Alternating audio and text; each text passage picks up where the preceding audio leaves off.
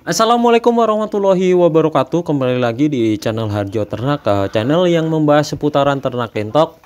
Di kesempatan kali ini saya akan membahas cara pembibitan ya teman-teman, pembibitan entok ya. Nah, yang pertama-tama teman-teman tuh paling utama itu siapin dulu di kandang ya, tempat untuk entoknya. Nah, kenapa yang paling utama itu kandang? Soalnya kalau ada binatang dari luar itu masuk ke kandang, nah bisa mengakibatkan timbulnya penyakit teman-teman. Nah, kita agar tidak terkena penyakit itu ya kita harus ngasih pagar ya teman-teman. Semua bisa gunakan pagar itu pakai bambu, pakai jaring, atau pakai tembok bata ya. Nah, kalau sudah siap untuk kandangnya, yang kedua itu teman-teman siapin juga buat tempat bertelur, buat ngengkram ya, buat angkrem entok-entok tersebut. Soalnya kenapa? Biar nggak nggak bentrok. Ntar misalkan teman-teman sudah beli terus itu habis itu bikin kayak gitu. Nah, alangkah baiknya teman-teman semua siapin tempat bertelur dulu sebelum teman-teman melihara entok ya, untuk sistem pembibitan.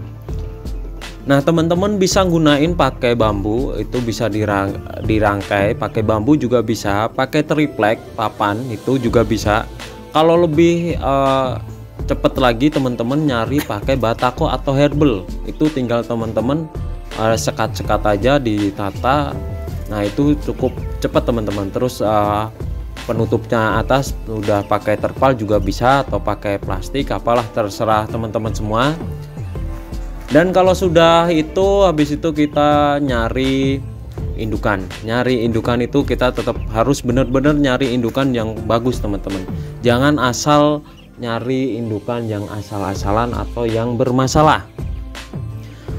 Kalau misalkan ntar kita dapat entok yang bermasalah, itu mengakibatkan biaya pakan melambung tinggi ya, boros di pakan, boros di tenaga, seperti itu teman-teman.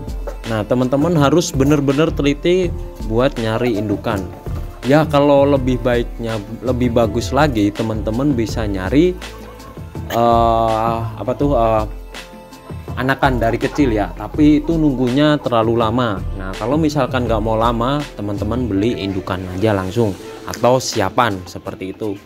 Nah, teman-teman bisa beli di atas 10 ekor atau 5 ekor. Yang penting itu selisihnya perbandingannya 4 jantan 1 betina. 4 jantan, mohon maaf. 4 betina 1 jantan. Kalau misalkan 10 ya dikasih 2 jantan, sisanya betina. Kayak gitu teman-teman. Agar kenapa?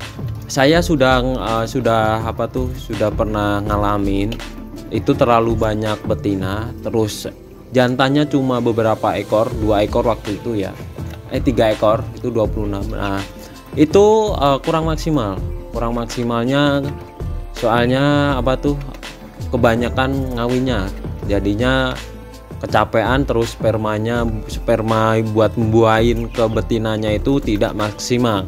Nah, kalau misalkan teman-teman semua kalau mau melihara ya ditingkatin. Kalau misalkan 5 ekor, nah teman-teman semua bisa pakai 1 jantan. Kalau 10 ekor pakai 2 jantan, dan seterusnya, kelipatan 5 seperti itu ya. Itu lebih bagus teman-teman.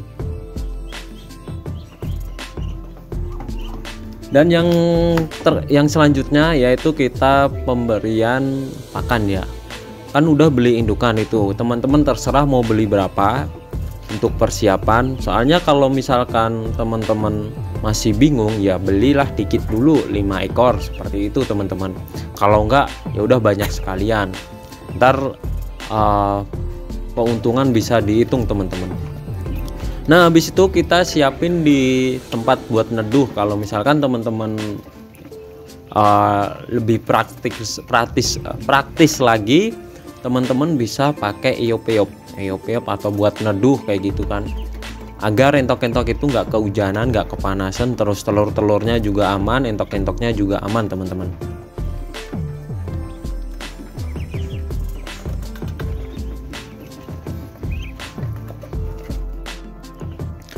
Setelah udah buat neduh. Nah teman-teman, terus treatmentnya selanjutnya yaitu pemberian pakan. Pemberian pakan harus sesuai ya teman-teman, soalnya kita mencetak pembibitan, mencetak anakan-anakan entok. Harus teman-teman semua harus pakai pakan yang bagus teman-teman. Ya bisa dicampur, kalau mau ngirit ya bisa kita campur pakai alternatif. Yang penting proteinnya itu cukup buat entok-entok kita. Soalnya kalau misalkan nggak cukup, itu ntar produksinya ya yang tidak bisa maksimal teman-teman. Ntar produksi telurnya bisa di bawah 10 atau 10, mentok 12, nggak bisa di atas 15 butir seperti itu. Kalau semua udah siap, nah teman-teman semua, lanjutnya itu kita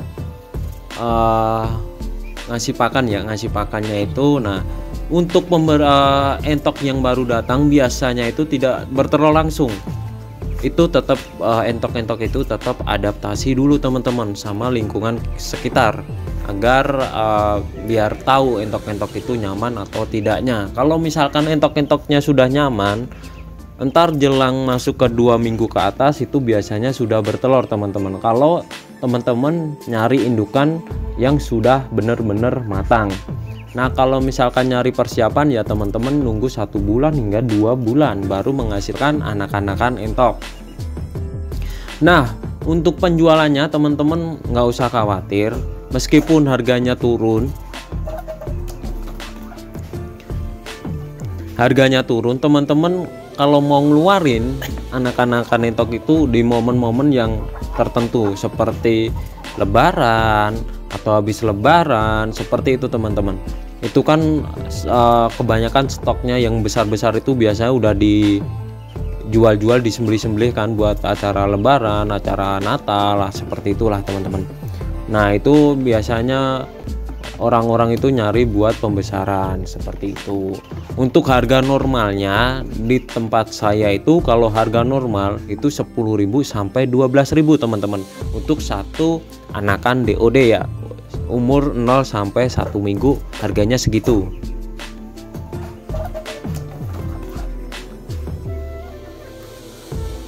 Kalau misalkan teman-teman nggak mau ngeluarin pakan yang lebih, teman-teman bisa umur baru netes kayak gitu, nah bisa dijual kayak di posting atau di apalah, terserah teman-teman.